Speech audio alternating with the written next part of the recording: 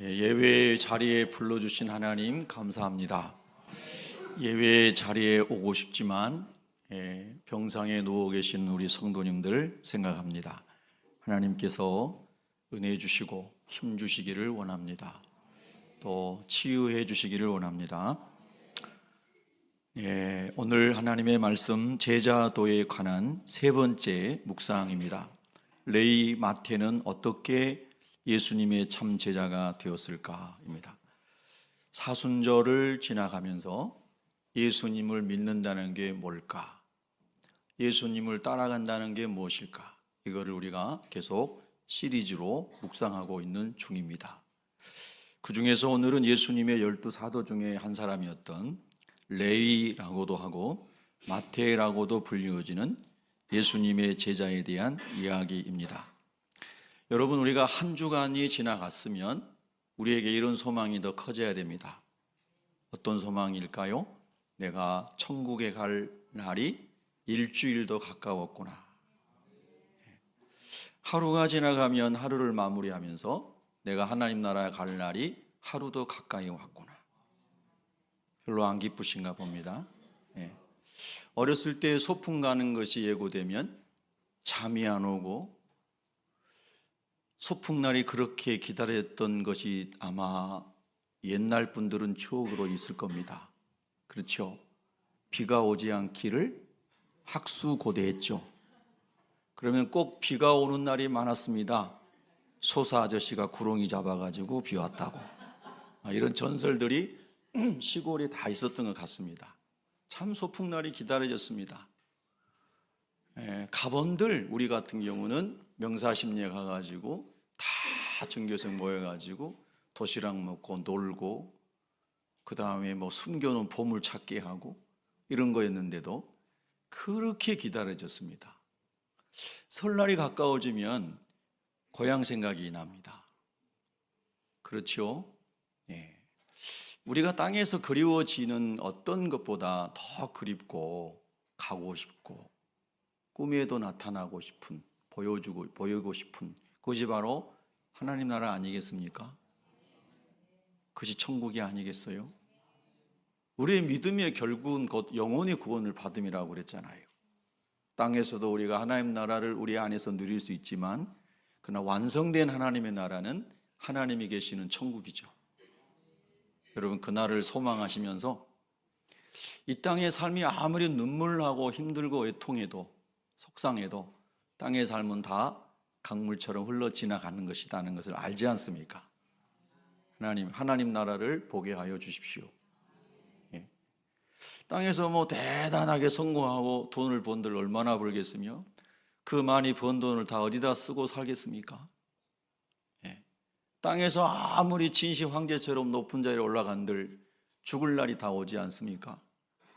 땅의 것은 슬픔도 기쁨도 다 지나가는 것이죠. 생각하며 살 수 있기를 원합니다. 우리의 마음을 어디에 둘까, 소망을 어디에 둘까 했을 때 일시적인 것에 두지 않고 영원하신 주님께 두어야 된다는 거죠. 그러니까 영원하신 예수님께 저와 여러분이 마음에 소망을 두고 있다면, 영혼의 닻을 거기에 천국에 내리고 있다면 세상에서 만나는 질병의 고통, 가난의 고통, 뭐 여러 가지 억울한 일 만나도 그 닻이 확실하게 거기 고정되어 있으면 세상을 이기고 우리가 승리할 줄로 믿습니다. 믿음의 주요 온전케 하시는 예수님을 바라볼 수 있기를 바랍니다. 우리에게 주어진 것은 예수님의 보혈로 죄의 용서를 받고 거듭났는데요, 거듭난 이후에 어떻게 더 거룩한 삶을 살 수 있느냐 하는 것입니다. 예수님이 재림하실 때 주님의 신부로 우리가 혼인잔치에 참여한다고 성경이 기록했는데요, 신랑이신 예수님은 정과 흠과 티가 없는 거룩하신 하나님인데 신부될 우리 성도들이 너무 죄가 많이 남아있다면 신부된 자격이 없다는 거죠. 그래서 사도 바울은 예수님이 재림하실 때에 우리의 영과 혼과 몸이 점과 흠과 티가 없이 거룩하게 보존되기를 원하노라. 여러분, 우리는 이 땅에 대한민국이라고 하는 좁은 땅에 살고 있지만 우리 영혼은 하나님 나라에 속한 것을 항상 기억하셔야 됩니다. 세상에 속해 있으나 세상에 속하지 않은 사람이라는 뜻이기도 합니다. 그것을 망각하면 우리는 하나님의 나라와 상관없는, 하나님의 백성과 상관없는 세속화된 세계 속에서 살아가는 사람이 될 수 있는 것이죠. 여러분, 아무리 두렵고 힘들고 떨리는 일이 있어도 예수 믿는 사람은 예수님 때문에 마음의 평화가 찾아와야 됩니다. 할렐루야. 저는 저희 아버지가 갑작스러운 죽음, 할머니가 그거로 인해서 같은 몇 달 후에 죽음, 또 작은 할아버지 죽음, 한 해에 3분이 집에서 돌아가시는 것을 어렸을 때 경험했습니다. 너무너무 슬픈 일이죠. 근데 우리 할머니, 어머니는 하나님의 은혜 속에서 위로를 다 받고 평정을 빨리 찾더라고요. 이게 하나님 나라를 믿고 천국을 믿는 사람이 받는 복이구나. 할렐루야. 여러분, 예수님으로만 행복하시고 예수님으로만 소망을 두시고 예수님 때문에 기뻐하시기를 바랍니다. 그럼 우리가 오늘 주일날 하나님을 예배하기 위해서 주님 앞에 왔고, 또 하나는 하나님의 말씀으로 치료받기 위해서 온 겁니다. 그러면 지난 한 주간을 돌아보면서 나는 얼마나 더 거룩한 삶을 추구했는가를 돌아보아야 한다는 뜻입니다. 나는 언어가 더 거룩해졌는가? 나는 태도가 더 거룩해졌는가? 하나님을 알지 못할 때는 타락한 본성대로 살았습니다. 로마서 12장 말씀처럼 세상의 풍류대로 살았습니다. 그러나 하나님 만난 다음에는 너희는 하나님을 예배하는 사람으로 살도록 지음받았다. 너희는 하나님의 거룩한 형상으로 지음받았는데 너희는 거룩해야 된다. 하나님의 말씀처럼 너희는 진리 가운데 공의롭게 살아야 된다. 너희는 하나님의 긍휼과 자비가 무궁하신 것처럼 원수도 사랑하고 축복할 정도로 하나님의 사랑으로 살아야 된다. 이렇게 하나님 우리에게 삶의 원리와 길을 알려주신 것이죠. 적어도 예수님 믿었다면. 아멘. 그러면 그와 같은 진리가 없고 죄로 가득한 세상에 속해서 살아가는 동안에 우리는 땅에 살고 있지만 하나님의 말씀 안에서 살아가야 하기 때문에 그 길이 좁은 길이라고 예수님이 말씀하신 거죠. 근데 그 좁은 길은 생명의 길이고, 그 좁은 길을 가려고 하는 사람은 그래서 자기를 부인하고 자기 십자가를 지고 주님을 따라야 한다고 말씀하신 거죠. 그래도 예수님 믿으시겠습니까? 여러분, 이런 질문을 우리가 깊이 하고 사는 사람들이 그리스도인인 겁니다. 경거망동하고 입이 한없이 깃털처럼 가볍고 이런 사람이 아니라는 거예요. 가장 고상하고 가장 거룩하고 어디를 가나 가장 품격이 있고 사람들에게 감동을 주고 하나님을 기쁘시게 하는 사람으로 우리를 만들기 위해서 예수님이 십자가에서 죽으신 겁니다. 너희를 의롭게 하고 너희를 거룩게 하게 하고 너희를 영화롭게 하였느니라. 할렐루야.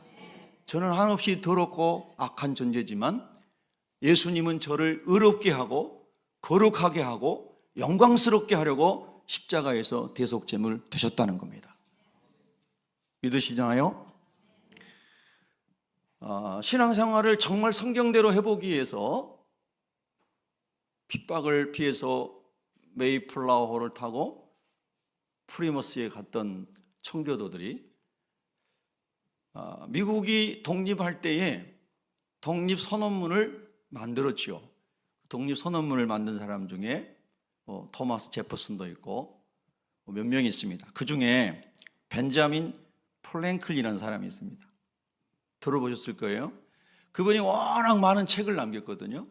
그래서 예수 안 믿는 사람도 벤자민 플랭클린의 책을 많이 인용을 합니다. 제가 이번 주에 벤자민 플랭클린의 글들 중에서 여러분과 함께 좀 나누고 싶은 문장을 하나 소개해드리고 싶어서 적어왔습니다. 사랑과의 관계 속에서, 이건 청교도의 후예지 않습니까? 청교도라고도 봐야죠. 이런 이야기를 했어요. 사랑과의 관계성의 이야기입니다. 우리는 사회적 동물로 살아가지 않습니까? 남편과 아내의 관계도 사회성 속에 살고 부모와 자녀의 관계도 사회성 속에서 합니다. 굉장히 중요합니다. 윗사람에게 겸손한 건 의무다 그랬습니다. 여러분은 윗사람에게 어디 가서든 겸손한 사람이 되기를 기도하시기 바랍니다. 질서입니다. 교회에서도 그 질서가 있어야 됩니다. 권위주의가 아니라 교회에서 가장 존중받아야 될 사람은 담임 목사고요, 목회자들이고요, 교회에 하나님의 직분을 맡은 직분자들입니다. 아멘 안 하셔도 사실입니다. 가정에서 가장 그렇게 여김을 받아야 되는 분은 아버지고 어머니인 거예요. 질서입니다. 아멘. 굉장히 중요합니다. 윗사람에게 겸손하는 것은 의무다 그랬습니다. 의무입니다. 두 번째는 뭐냐면요, 동료들에게 겸손한 것은 예의다 그랬습니다. 여러분, 이 두 번째 굉장히 중요합니다. 사람이 가까울수록 예의를 잃어버리고 무례한 말과 무례한 행동을 하는 게 쉽습니다. 이 사람은 가깝다고 생각하기 때문에 말을 함부로 합니다. 그 함부로 하는 말이 도를 지나치면 상대방을 짓밟습니다. 여러분, 세상에는 그런 일이 많이 있습니다. 교회는 그런 일이 없어야 합니다. 여러분, 동료들에게 겸손한 것은 예의라고 그랬습니다. 제가 이번 주간에도 목사님들과 함께 전도 아웃리치를 충청남도 홍성에 갔습니다. 아침 8시에 출발해서 열심히 그곳에서 전도하다 왔습니다. 이번에 만난 어떤 분이 저에게 그런 얘기를 했습니다. 자기가 처음 만난 사람인데, 자기보다 1살 많은 사람이 처음 만난 사람인데 막 하대하면서 툭툭 치면서 이야기를 하더라는 겁니다. 몇 번 만난 사람이요? 처음 만난 사람이 이야기하더니 몇 살이에요? 나 몇 살입니다. 1살 더 많은 걸 보고 1살 아래 사람에게 말을 막 하면서 하더라는 겁니다. 그랬더니 이 하대받은 사람이 마음이 불편해가지고 저한테 얘기한 겁니다. 자기가 1살 더 먹었으면 더 먹었지. 처음 본 사람한테. 여러분, 굉장히 중요합니다. 가정에서도 아내에게 함부로 하면 안 됩니다. 남편에게, 자녀에게 함부로 하면 안 됩니다. 그 예수 믿는 사람이 아니에요, 함부로 하는 사람은요. 하나님은 모든 사람을 천하보다 귀하게 여기십니다. 아멘. 그래서 동료들에게 겸손한 것은 예의입니다. 교회에서도 여러분이 함께 신앙생활한다고 아무개 집사 지라고 내리면서 집사하면서 함부로 얘기하면 안 됩니다. 아멘이시죠? 존중해야 됩니다. 말이 가벼운 사람을 조심하세요. 말을 함부로 한 사람을 조심하세요. 그런 사람이 많은 것은 수준이 낮아지는 겁니다. 그 공동체의 수준이 낮아지는 거예요. 품위가 있어야 됩니다. 할렐루야. 이건 벤자민 프랭클린의 이야기입니다. 세 번째는 뭐냐면요, 아랫사람에게 겸손한 것은 고귀함이다 그랬습니다. 아랫사람에게 겸손한 것은 고귀함이다. 여러분, 이게 십자가의 정신입니다. 여러분, 세상에는 권력 있고 힘 있고 뭐 하는 사람들이 함부로 하는 경우가 많습니다. 말도 막 하고 짓밟고 소리 지르고 단칼에 아웃시키고 이런 일들이 세상에는 비일비재해요. 근데 여러분, 교회는 그런 곳이 아닙니다. 아랫사람에게 겸손한 것은 고귀함입니다.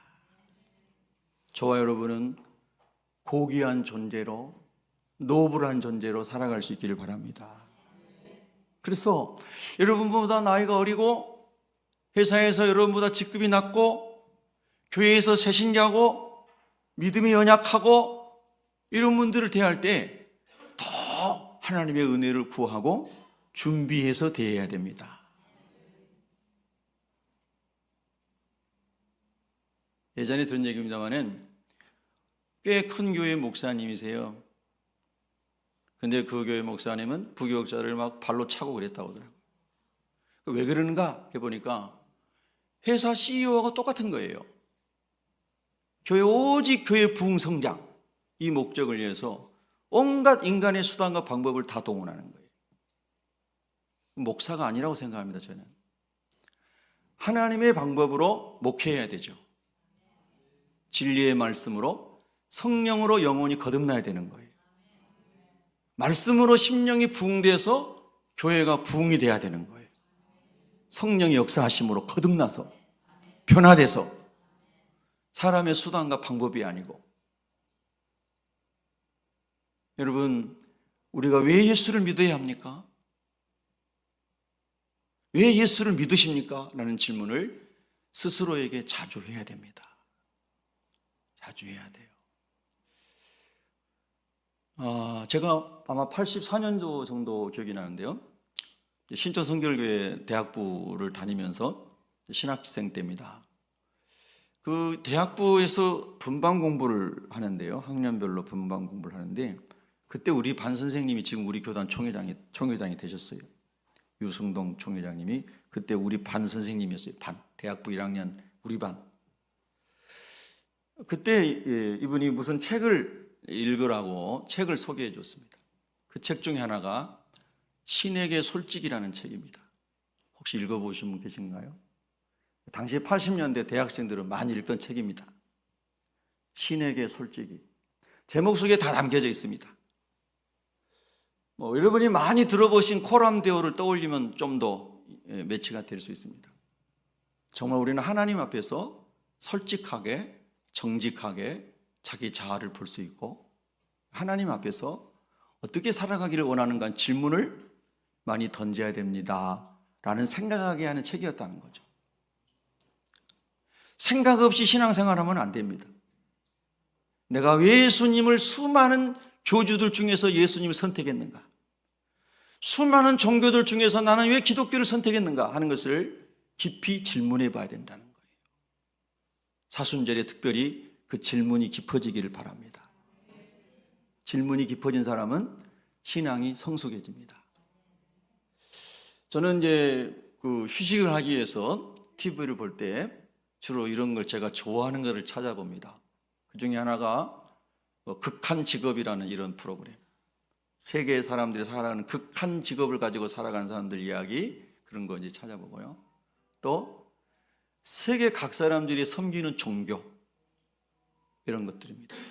어제는 제가 인도의 어떤 사람들이 섬기는 종교에 관해서 이제 찾아서 봤습니다. 여러분 TV 채널 키면 나오는 게 아니고 찾아가지고 보는데, 이런 큰 통나무 군대에서 군인들이 막 이렇게 하는 거 이런 거 보고 하고 비교할 수 없는 엄청나게 큰 긴 그런 무거운 통나무를 신으로 모시는 부족이 있더라고요. 인도에. 그 통나무가 신이에요. 예.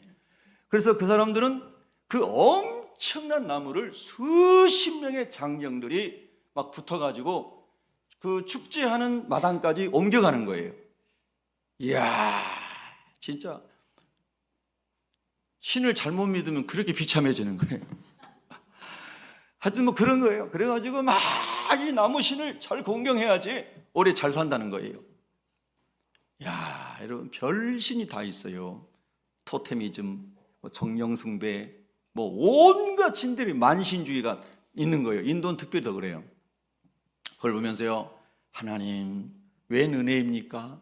이렇게 신사적이고 거룩하게 하고 진리 가운데 살게 하고 품위 있게 살게 하고 사랑으로 살게 하고 인간답게 살게 하고 천국 영생을 선물로 받은 예수를 믿게 한 것이 웬 축복입니까? 네. 할렐루야. 너무 감사하더라고요. 많고 많은 종교 중에 살아계신 하나님을 만났다는 것, 예수님을 주로 만났다는 것, 이게 얼마나 행복한 일인가. 정말 그런 생각이 많이 들었어요. 여러분도 그러세요? 그래서 저는 금년의 표가 이거잖아요. 너희는 거룩하라. 한번 따라해 볼까요? 시작. 너희는 거룩하라. 아멘. 자, 어떤 세상의 풍파와 개인의 풍파가 찾아와도 하나님 거룩함을 지키게 해주세요. 거룩한 자가 되게 해주세요. 그러니까 저와 여러분 거룩하지 못하니까 매일 주님께 기도해야 되는 거예요. 회개해야 되는 거예요. 할렐루야. 신앙생활은 회개와 감사구나 이런 생각을 합니다. 회개와 감사. 오늘 아침에도 제가 교회 오면서 제 차에 있는 365일 감사책을 쭉 읽었습니다. 그리고 우리 아내랑 같이 있으니까 꼭 읽어줍니다. 또 소리내서. 오늘 아침엔 어떤 감사예요? 읽어줘요. 그럼 우리 아내 꼭 아멘 그럽니다. 아멘을 잘해요, 은숙 씨가. 할렐루야. 그래서 아멘. 감사하고 살자고. 오늘도. 여러분 신앙생활이 회개와 감사다라는 생각을 많이 하게 됩니다. 여러분 회개할 것이 많이 생각나는 복된 사람 되기를 바랍니다. 자, 오늘 본문에 참 제자의 길에 서서 마지막에 에티오피아에서 창에 찔려 순교했다고 하는 마태의 이야기 우리가 한번 묵상해 보려고 합니다. 9절에 보면 우리 9절을 한번 같이 읽겠습니다. 시작. 예수께서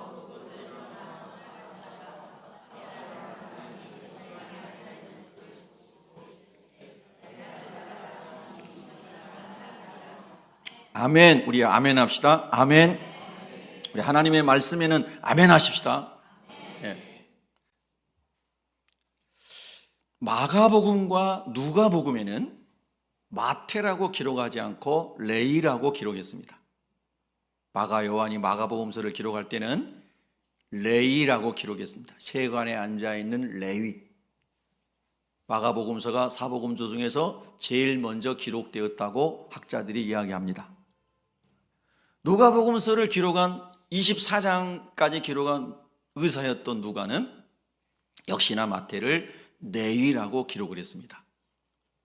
근데 마태복음서를 기록한 자기 자신인 마태는 레위라고 하지 않고 마태가 세관에 앉아 있었는데 예수님이 불러서 따라갔다 이렇게 기록했습니다. 자기 이야기입니다. 이거는 자기 이야기예요. 성경학자들이 이렇게 얘기합니다. 히브리 이름으로 레이라고 왜 이름을 그의 부모들이 지었을까? 여러분 그런 생각해 보셨나요?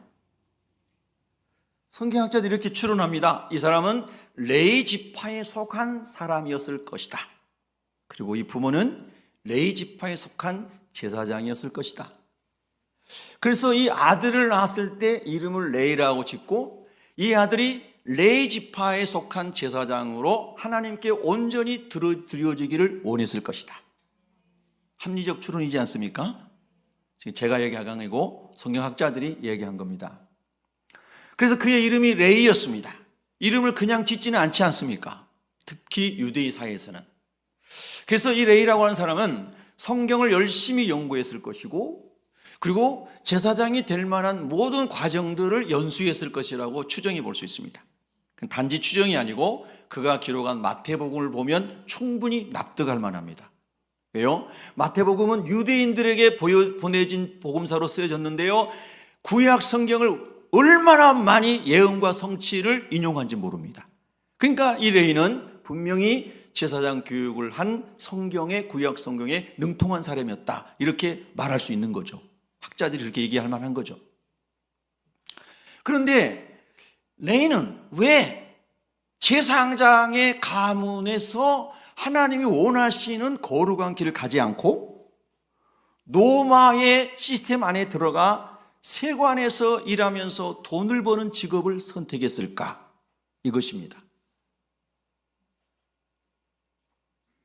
그는 출신부터가 거룩한 제사장으로 구별되고 준비되어서 쓰임받아야 마땅한 사람인데 왜 그는 거룩한 그 부분을 버리고 세속의 시스템에 들어가서 세관에 앉아서 일하는 사람이 되었을까? 여기에 우리가 마태를 묵상하면서 생각하고 우리 자신에게 하나님이 던지는 질문이다라고 하는 겁니다. 여러분, 당시의 로마는 유대 땅뿐만 아니라 전 세계 많은 부분을 점령해서 석구화하고 세금을 걷어들이고 그리고 군인들을 징병하고 다른 데 정복할 때 또 그들을 너희처럼 데려가서 전쟁에 투입시키고 이런 일을 하던 제국이었습니다. 근데 가버나움의 세관에 앉았던 이 레이는 가버나움 세관은 저 위에 갈릴리서부터 시작해가지고 더 북쪽에서부터 저 위에 헬몬산 쪽에서 내려오는 시리아, 오늘날의 그 북쪽에서부터 쭉 무역로가 또 가버나움을 통과하면서 예루살렘을 지나서 그래서 저 애굽에 이르기까지 무역의 요충지였습니다. 그래서 그 가버나움 세관을 통과할 때는 많은 사람들이, 무역하는 사람이 통과하면서 세금을 많이 그만큼 걷어들이는 곳이 가버나움 세관이었습니다. 근데 그 가버나움 세관에 거기서 일하는 사람이 된다는 것은 엄청나게 어려운 일이지만 거기에 들어가면 어마어마한 돈을 축적할 수가 있고 세상에 한 자리를 차지할 수 있는 것이 가버나움 세관이었다 이 말입니다. 가버나움 세관. 가장 거룩한 하나님의 성전에서 하나님을 예배하고 경외해야 되는 제사장인 가문에게 줬던 그 레이라고 하는 이름대로 살고 싶었던 그런 아버지의 부모의 소원은 뒤로 하고 왜 레이는 가버나움 세관을 선택했을까? 이 질문인 거죠. 그는 하나님의 길보다 반칙을 써가면서 정도를 가지 않으면서 몇 배씩을 세금을 더 걷어들여 토색하면서 부자가 되는 데 마음이 더 있었다는 겁니다. 힘 있는 로마 제국과 그 시스템 안에서 그가 출세하는 데 더 많은 관심이 있었다는 거죠. 그래서 레이는 그 길을 선택한 겁니다. 그래서 그가 선택한 대로 돈을 많이 벌었습니다. 굉장히 힘 있는 자리에 그가 있었습니다. 대단한 사람처럼 여겨졌을 겁니다. 그런데 애석하게도 같은 핏줄을 가진 유대인들은 그를 사람 취급을 안 했습니다. 매국노라고 말했습니다. 받는 세 이상으로 많이 받아서 착복하는 사람으로 창기와 같은 사람이라고 취급을 했습니다.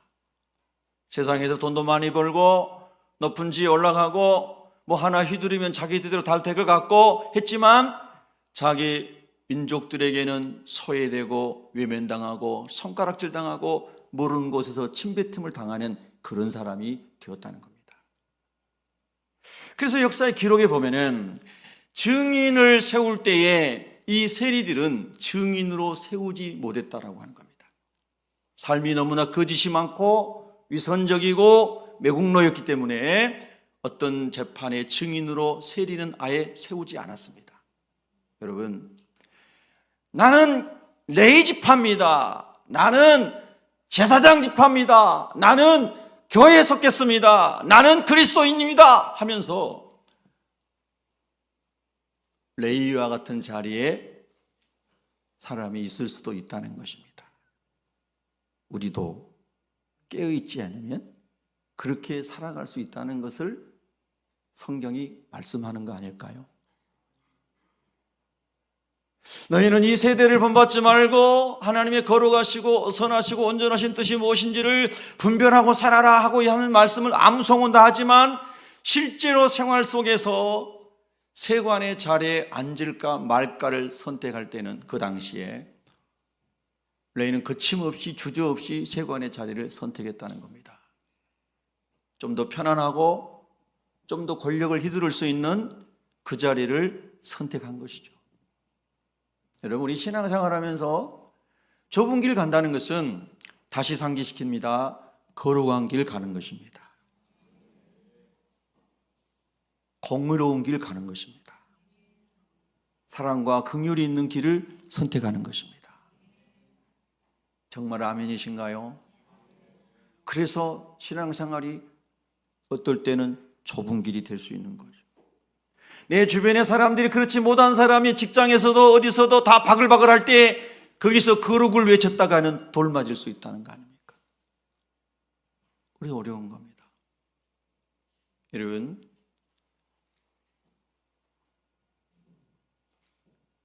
레이는 그렇게 그 길로 갔습니다. 근데 여러분 참 감사한 것이요, 이 레이에 대하여 예수님은 다 아시고 계셨다는 겁니다. 그리고 예수님이 찾아오셨습니다. 나를 따르라. 이것이 은혜입니다. 아멘. 제가 그런 길을 갔었습니다. 혹 여러분이 그런 길을 가셨습니까? 여러분 주변에 어떤 사람이 그런 길을 가는 사람이 혹시 보이십니까? 그런데 우리 주님은 그를 찾아가셔서 나를 따르라. 이것이 은혜입니다. 하나님의 기준에 전혀 미치지 못하는 저희들을 하나님 앞에 원수되고 죄인되고 경건함이라고는 하나도 보이지 않는 저와 여러분을 주님이 찾아오셔서 나를 따르라.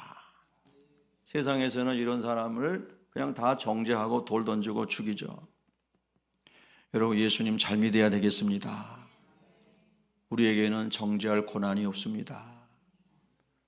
돌 던질 고난이 없습니다. 여러분, 예수 믿는다는 게 무엇인지를 깊이 생각하는 사순절 됐으면 좋겠습니다. 나를 따르라 했습니다. 그랬더니 일어나 따르니라. 아니, 어떻게 그냥 일어나서 따르지? 이렇게 세속에 물들어 있는 사람이 이런 질문이 떠오르지 않습니까? 주석가들이 그런 주석을 많이 했더라고요. 같은 가버나움과 갈릴리와 벳세다와 그 갈릴리 동북쪽에 살았던 많은 사람들 중에 베드로와 안드레와 야고보와 요한과 이런 사람들이 다 거기 동네에서 알고 지내는 사람들이었을 거라는, 크게 뭐 대단한 넓은 지역이 아니니까요. 제가 2번 가봤습니다. 이 동네를, 가버나움이라는 동네 걸어 다녀봤습니다.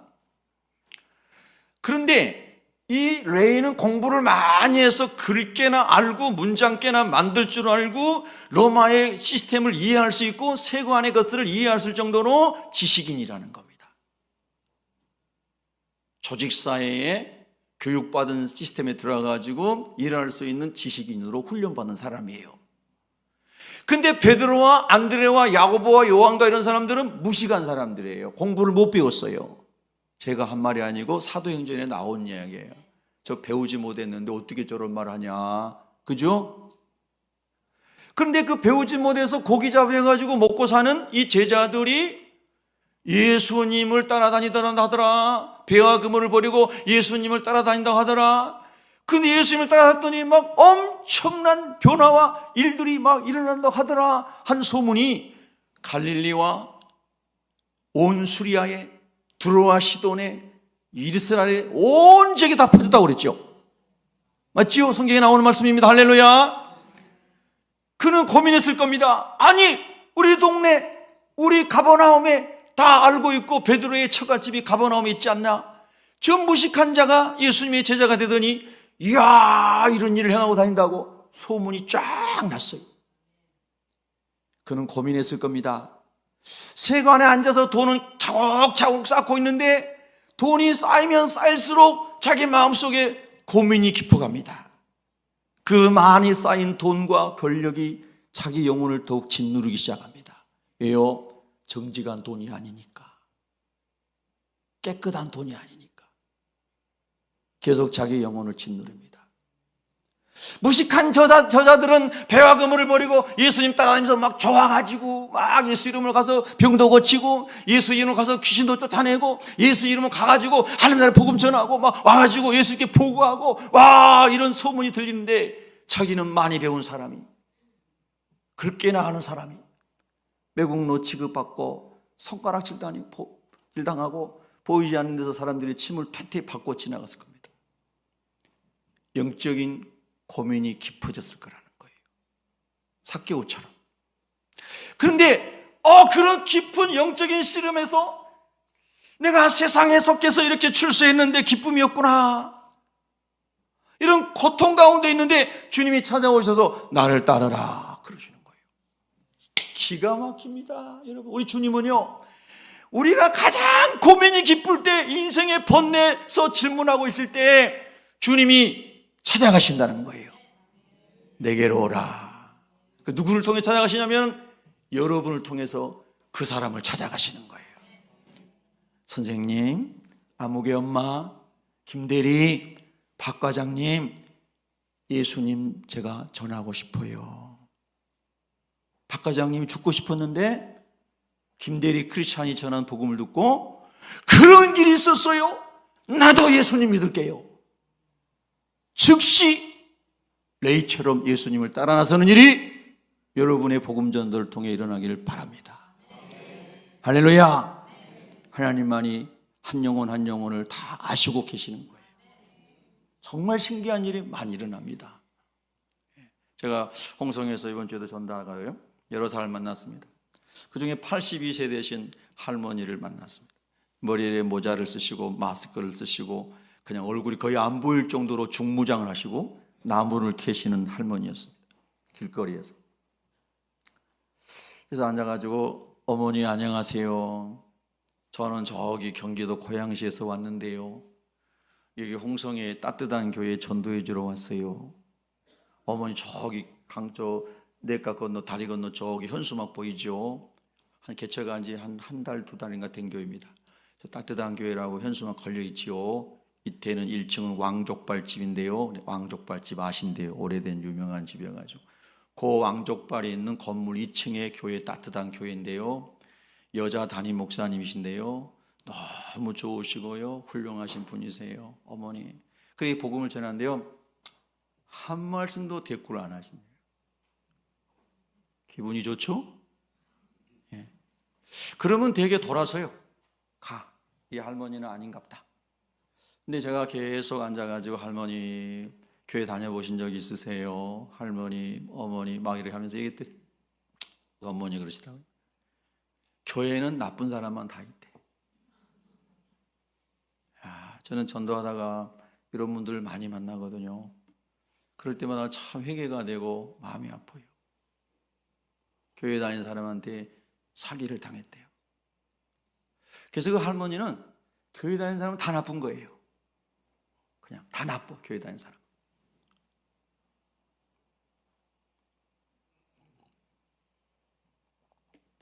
그래서 계속 앉아가지고 할머님의 아픈 마음을 받아주고 공감해드리고, 할머니 저도 참 부족한 사람이에요. 교회 다니고 있지만 죄와 허물이 많은 사람입니다. 근데 교회 다니는 사람 중에요, 예수님 진짜 잘 믿어보려고 회개하고 예수님 따라가려고 한 사람도 있어요. 할머니, 예수님의 가는 얘기를 쭉 했더니 마음이 많이 녹아지셨나 봐요. 여러분, 전도하다가 막 싸납게 얘기하면 안 됩니다. 항상 두려움과 온유함으로 하라고 말씀했으면 성경이. 할렐루야. 쭉 공감해드리고, 그리고 예수님은 그런 분이 아닙니다. 했더니 마음이 많이 열리셨어요. 근데 기도해드리겠다니 기도는 안 받으셨어요. 제가 이제 교회는 한번 오시겠다고만 말씀하시고, 할머니 함자 좀 알려주세요. 안 알려주세요. 야, 근데 뭐 성이라도 알아야 기도할 때 좀 그러고 그 목사님에게 전달할 때도 그럴 거 아닙니까? 그래서 제가 함자 알려달다니 절대 안 알려주신데 마지막에 성씨라도 알려주세요. 그랬더니 정씨예요 그러더라고. 정씨. 할렐루야. 네. 그래서 정씨 할머니 82세고 이런 분이시고 쭉 전도 보고서를 써가지고 할머니하고 또 사진도 찍었으니까 사진 찍은 거 해가지고 이제 그 교회 목사님께 알려드렸어요. 여러분, 주님 오실 때 가까웠죠? 복음 전해야 됩니다. 세상에 일어난 일은 앞으로 더 많이 일어날 거라고 성경이 예언했습니다. 미얀마에서 3,000명이 죽어가지고 지진으로 더 많은 사람이 우상을 섬기면서 지옥 가고 있다는 것은 사람들이 별로 생각 안 하죠. 지진으로 미얀마의 사원이 막 무너지는 것들 보셨나요? 우상들이 무너지는 걸 보셨습니까?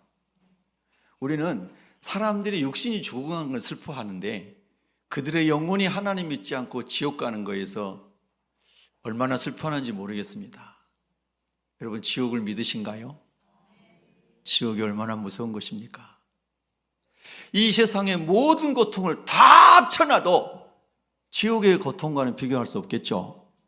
그게 믿어지면 우리의 마음이 영혼으로 옮겨집니다. 영혼으로 옮겨져요. 내가 손해보고 뒤통수 맞고 앞에서 예의하고 뒤에서 칼 찌르고 별 인생의 어려움을 여러분이 다 만나도 인생 살다 보면 그런 일 있지 않겠습니까? 그래도 지옥을 생각하고 내가 지옥에서 건진받아 하나님 나라 백성 되었습니다 하면 위로가 됩니다. 세상을 이길 수 있어요.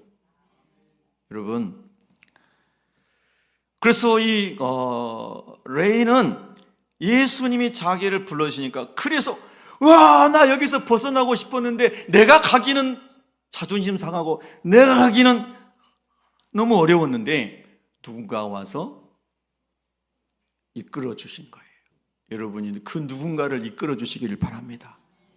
여러분 가정에, 친척에, 여러분의 직장에, 여러분의 이웃에게 기도할 때 그런 사람 하나님 마음에 생각나게 하시면은 기도하셨다가 또 밥도 사드리고 선물도 보내드리고 그렇게 하다가, 할렐루야.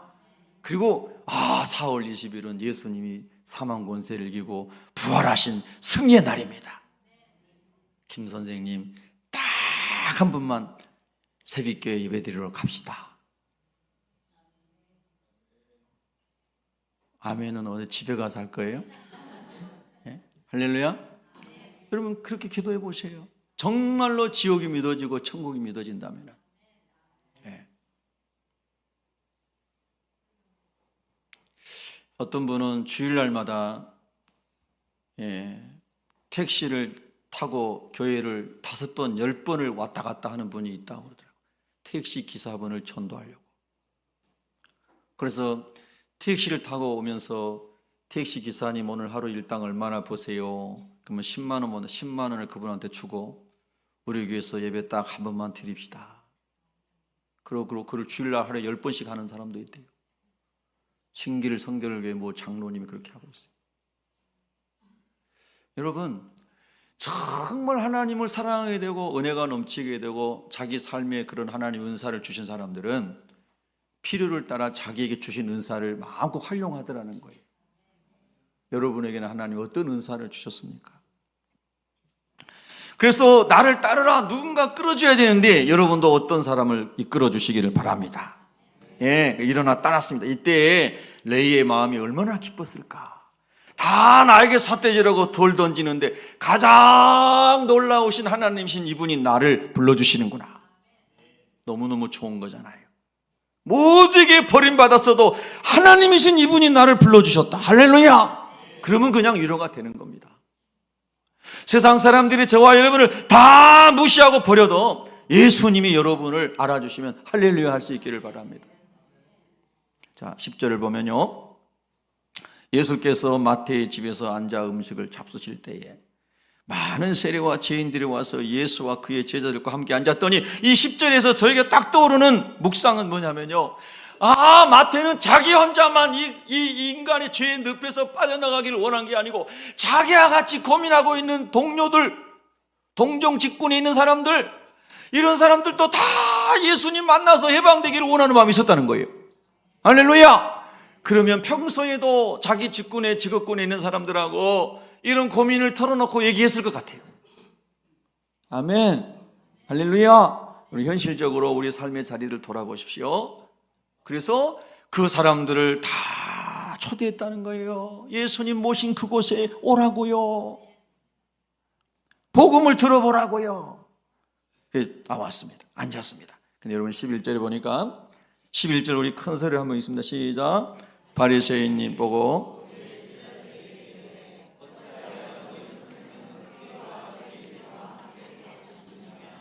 여러분 이 11절 우리가 항상 기억했으면 좋겠습니다. 성경을 많이 알고 있고 일주일에 2번씩 금식하고 근체와 향신료까지도 다 11조 드리고 완벽하게 우리는 하나님 경외한 사람이다, 이렇게 바리새인들이 스스로 자기 의를 내세웠지 않습니까? 근데 이 바리새인들은 스스로 의롭다고 여기기 때문에 이 세리들을 보면, 창기들을 보면 정죄하는 게 그냥 반사적으로 나오는 거예요. 여러분 혹시 여러분 안에 그런 반사적인 정죄의식이 있지 않습니까? 제 안에는 많더라고요. 제 안에 너무 많아요. 그래서 제가 매일 말씀 묵상하고 제 영혼을 다스리고 지키지 않으면요, 제 안에 있는 죄성이 바로바로 튀어나옵니다. 그래서 모든 지킬 만한 것들에 내 마음을 지키라. 생명의 근원이 이에서 남이니라. 할렐루야.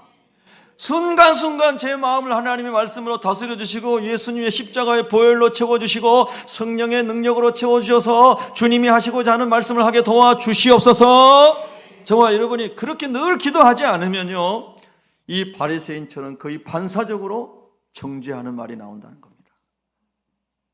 여러분, 절대로 정죄할 권한은 우리에게 없습니다. 김일성에도 우리는 정죄할 권한이 없는 거예요. 왜 무슨 말 하는 거지? 목사님 정신 나갔나? 하나님은 모든 사람이 예수님 믿고 회개하여 구원을 얻으라고 예수님을 보내신 거거든요. 하나님이 세상을 이처럼 사랑하사, 하나님이 온 세상을, 온 인류를 이처럼 사랑하사 독생자 예수 그리스도를 주셨으니 대한민국만 살아간 게 아닙니다. 아담의 후손인 천 인류를 둘째 아담이신 예수 그리스도께서 오셔서 다 예수님의 보혈로 구원하시기를 원하시기 때문에 로마서 5장 6절 이하는 원수되었던 너희에게 독생자 예수 그리스도를 주셨느니라. 죄인이었던 너희에게 독생자 예수 그리스도를 주셨느니라. 믿으시면 아멘. 그래서 복음입니다. 그래서 복음이에요.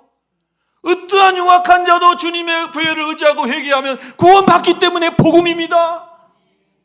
유대인이나 헬라인이나 이방인이나 배운 자나 못 배운 자나 모든 사람이 예수를 믿으면 다 죄 용서받고 하나님의 자녀가 되기 때문에 구원은 믿음으로 얻는 하나님의 은혜고 선물입니다. 너희가 그 은혜를 인하여 믿음으로 말미암아 구원을 얻었나니 이것이 너희에게서 난 것이 아니요 하나님의 선물이라. 행위에서 난 것이 아니니 누구든지 자랑치 못하게 하려 함이니라. 아멘. 근데 이 복음을 우리가 망각하면 항상 자기가 좀 신앙생활 잘한 것처럼 착각하고 바리새인의 말이 바로바로 튀어나오는 거예요. 판단하고 정죄하고. 이 세상에는 판단과 정죄가 탕류처럼 흐르고 있어요. 예수 믿는 사람은 영혼을 살리는 사람입니다. 정죄하는 사람이 아니에요. 사람을 살리는 사람입니다. 여러분, 사람 살리시는 데 쓰임받기를 바랍니다.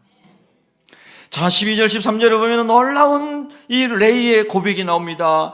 12절 13절에 예수께서 들으시고 이르시되 건강한 자에게는 의사가 쓸데없고 병든 자에게 라야 쓸데있느니라. 너희는 가서 내가 긍휼을 원하고 하나님의 인자와 긍휼이 무궁하심으로 우리가 진멸되지 아니함이니이다. 믿으시면 아멘.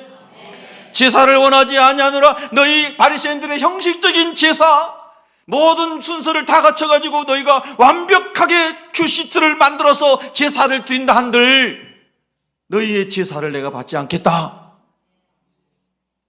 큐시트가 없어도, 시스템이 없어도, 예배 순서가 없어도 너희들이 세례와 같이 아버지 앞에 은혜를 구하고 긍휼을 구하고 나올 때에 그 기도를 하나님이 들으신다.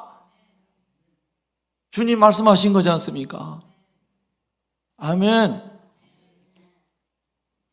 긍휼을 원하고 너희의 형식적인 제사를 내가 원하지 않는다. 말씀하시면서 그렇게 말씀하신 뜻이 무엇인지를 배워라 그랬습니다. 배워라. 여러분, 교회에 예배 시스템이 필요해요. 모든 것에 조직이라는 게 있어야 또 돌아가지 않습니까? 그런데 그것이 목적은 아니에요. 할렐루야. 잘 여러분 이해하세요. 그럼 조직이 없어도 되겠구나? 아니죠. 조직이 필요하죠. 그러나 조직이 목적이 되거나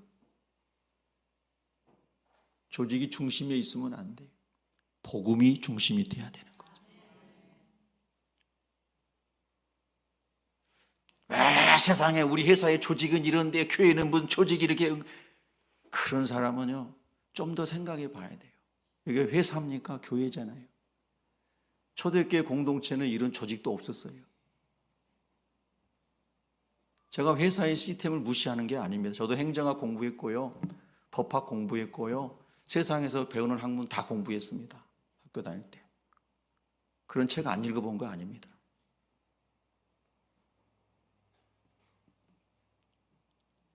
긍휼을 원하고 제사를 원하지 아니하노라. 여러분, 쓴 말씀이 약입니다. 아멘이 하늘을 찌르기를 바랍니다. 여러분, 우리가 주님 앞에 왔을 때야 주님의 말씀을 깊이 묵상하죠. 세상에 가서 여러분에게 누가 이런 말 합니까?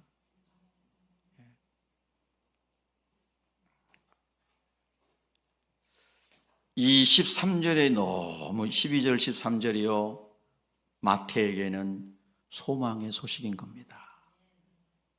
이 말씀을 기록한 사람이 마태이지 않습니까? 지금 자기 이야기하고 있는 거잖아요. 예수님이 나 같은 사람을, 나같이 병든 사람을 고치려고 예수님이 오셨다고 말씀해 주셨습니다. 이야기를 마태가 막 소리 지르고 싶은 거예요. 의인이라고 자처하는 사람을 위해 주님이 오신 게 아니고 나 같은 죄인을 위해서 주님이 오셨습니다. 마태가 28장까지 마태복음을 성령의 감동으로 기록할 때 나 같은 사람을 위하여 예수님이 오셨습니다. 소리 지르고 싶은 거예요. 나는 이 은혜로 구원받았습니다. 여러분, 마태라는 이름의 뜻이며 하나님의 선물이라는 뜻이거든요. 한번 따라해볼까요? 하나님의 선물. 그럼 내일하는 이름으로 살기를 부모가 원했지만 내일하는 이름으로 살지 못했습니다. 제사장처럼 살지 못했습니다. 성도처럼 살지 못했습니다. 세상의 돈과 권세에 미혹되어서 거기서 세속적으로 살았습니다. 만족이 없었습니다. 존경받지 못했습니다. 사람들에게 손가락질 당했습니다. 하나님 앞에 돌아왔습니다. 자기 같은 사람도 하나님 받아주신 게 너무나 감사했습니다. 나는 의인을 부르러 온 것이 아니요 죄인을 부르러 왔노라. 이것은 마태에게 엄청난 축복의 소식이었습니다. 오늘 저에게도 엄청난 축복의 소식입니다. 여러분에게도 복음이 되기를 바랍니다. 우리가 항상 죄인 중에 괴수인 것을 기억해야 됩니다. 여러분, 우리 새벽교회 성도들은 교회 안에서든 교회 밖에서든 그러므로 절대로 이 말씀을 깊게 붙잡을 수 있기를 바랍니다. 정죄하지 마세요. 긍휼과 은혜를 복음으로 나눠주세요. 살리는 것이 우리가 살아가는 목적입니다. 그래서 마태는 그 기쁨을 이야기하면서 하나님의 감동으로 마태복음서를 기록했는데요, 사복음서 중에 예수님의 행적을 기록한 사복음서 중에 마태복음이 제일 깁니다. 근데 하나님 왜 마태에게 이 말씀을 기록하게 감동하셨을까? 마태가 가지고 있는 은사를 하나님이 100% 활용하신 겁니다. 그가 레위 지파로, 레위로, 제사장으로 살기를 원했던 부모들은 그가 구약 성경을 철저하게 공부하도록 그를 훈련시켰을 것입니다. 그가 세리가 되기 위해서 문서를 기록하고 작성하고 통계내고 분류하고 하는 이 시스템을 세속에서 열심히 배워 전문가가 되었습니다. 이 두 가지를 하나님이 융합시켜서 성령의 감동으로 마태복음서를 기록하게 한 것이죠. 구약에 예언된 예수 그리스도가 어떻게 이렇게 오셔서 성취되었는가를 이 사람이 세관에서 치밀하게 그가 공부했고 얻었던 그런 달란트를 하나님 활용하게 해서 마태복음서를 기록하게 하신 거예요. 여러분, 이런 생각이 들지 않습니까? 마태복음서 같은 거는 베드로가 써야 되지 않았을까? 베드로가 수제자였는데, 근데 베드로는 사복음서를 쓰지 않았잖아요. 마태가 썼습니다. 하나님이 마태가 가진 은사를 100% 활용하게 하신 겁니다. 여러분, 하나님을 위해 쓰임받고 싶은 여러분에게 하나님 주신 은사가 무엇입니까? 그 은사를 발견하시기 바랍니다. 그 은사를 기록해 보시기 바랍니다. 그 은사를 활용하시기 바랍니다. 예수님을 만나서 변화되고 천국이 믿어졌을 때 참 제자의 길을 갔던 오늘 레위 마태 이야기, 우리가 이번 한 주간도 많이 묵상했으면 좋겠습니다. 나는 예수님 만나기 전에 어떤 사람이었는가? 나는 어떻게 예수님을 만났는가? 그리고 어떻게 하나님 나라 위에 좋은 흔적을 남기고 살아갈 것인가? 기도하겠습니다.